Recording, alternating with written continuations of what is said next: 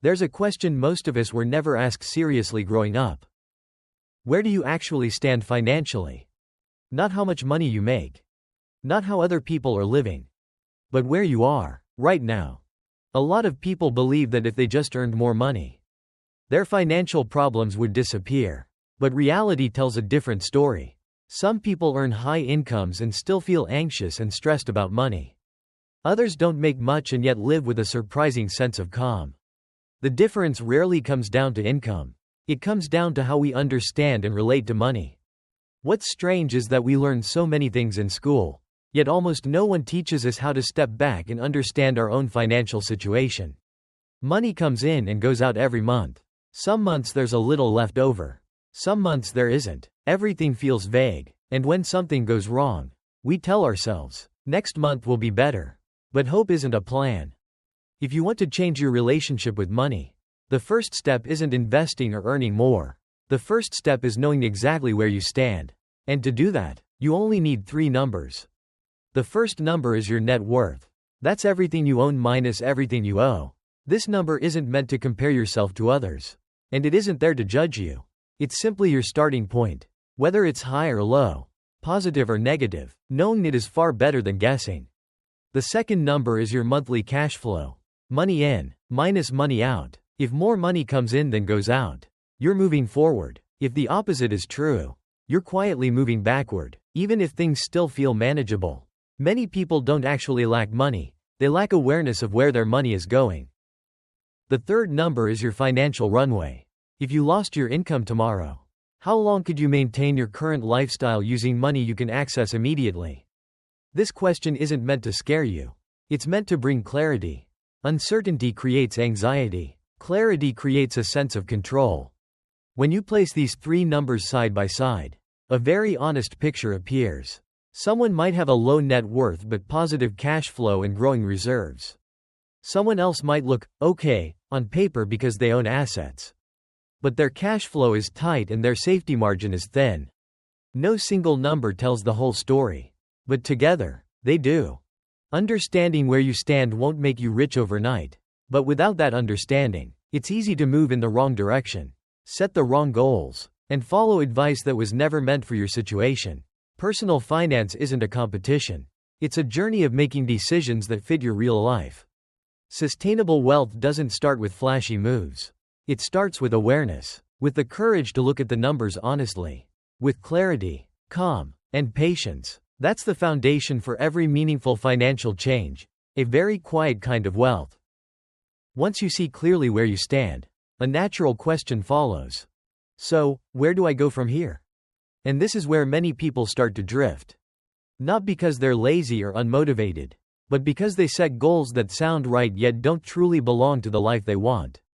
Goals like, I want to save more, I want to be debt-free, or, I want to be rich. They sound familiar, don't they? The problem is that these goals are vague.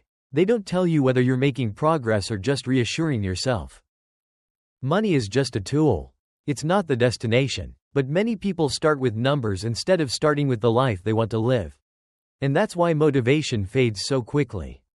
Try reframing the question. Instead of asking, how much money do I want? Ask, what do I want my life to look like? Maybe you want the security of knowing that one unexpected expense won't collapse everything. Maybe you want more freedom at work, the ability to say no. Or maybe you simply want more options when life takes an unexpected turn. Those desires aren't money, but they require money to exist. And once you understand that, financial goals become much clearer. One simple way to avoid overwhelm is to think in timelines. Short-term goals are things you can realistically reach within a year, building a small emergency fund, paying off a credit card, or simply tracking your spending consistently. These goals don't need to be impressive. They need to be achievable and build confidence. Medium-term goals usually take a few years. A home down payment, paying off most student loans, or building enough stability to change careers. These goals require patience, but they also give you the feeling that you're building something real. Then there are long-term goals. Retirement, financial independence, or simply not worrying about money later in life. These goals may feel distant, but they influence many decisions you make today. They don't need to be detailed right away. They act more like a compass than a checklist. The most common mistake in goal setting is ignoring your current cash flow.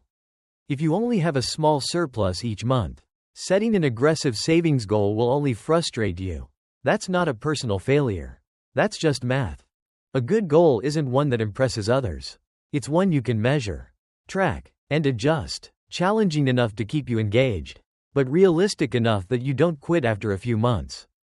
Interestingly, motivation doesn't come from watching numbers grow. It comes from the feeling that you're in control of your life. When that happens, money starts working for you instead of you chasing it.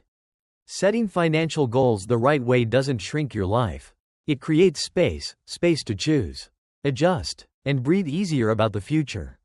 Once your goals are clearer, the next question isn't, what do I want? But, how do I stop sabotaging this every month?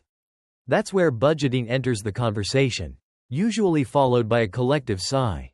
Budgets are often associated with spreadsheets, restrictions, and a joyless life, but a good budget does the opposite.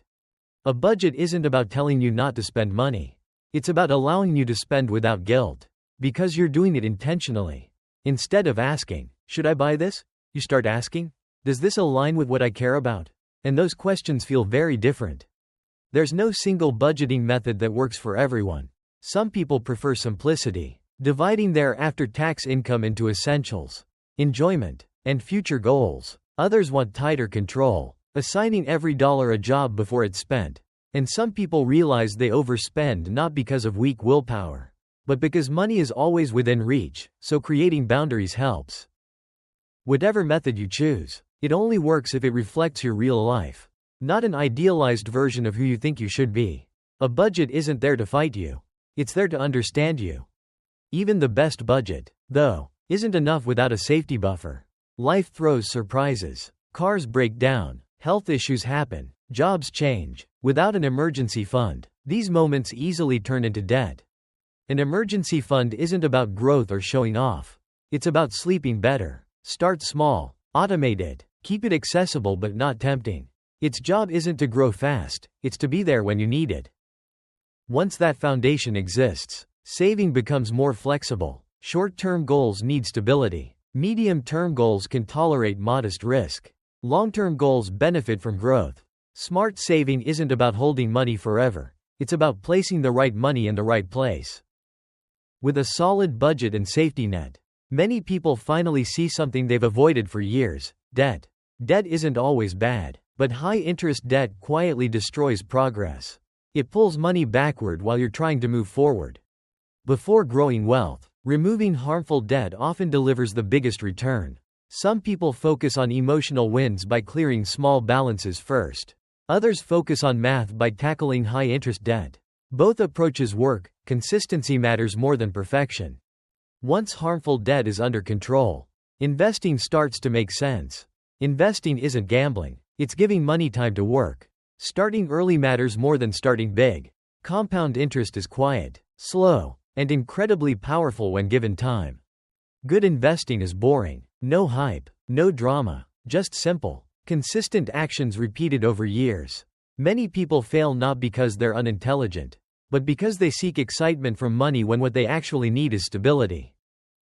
As life goes on, big decisions begin to shape everything: housing, cars, retirement. Buying or renting a home depends on time, cash flow, and flexibility. Cars quietly consume wealth over decades. Retirement isn't just about old age, it's about freedom and choice throughout life.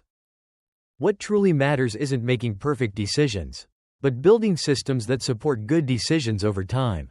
Automation, regular check-ins without obsession, flexibility when life changes. Sustainable wealth doesn't come from dramatic breakthroughs. It comes from small actions repeated consistently over time. Knowledge is only the starting point.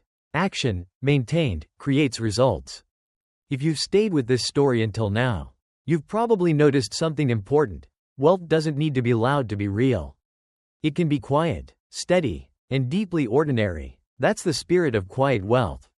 If you'd like to keep exploring money, cash flow, and personal finance in a calmer, more realistic way, consider subscribing to Quiet Wealth. Each week, we talk about money with less pressure, less noise, and more clarity. Thank you for listening. I'll see you in the next story.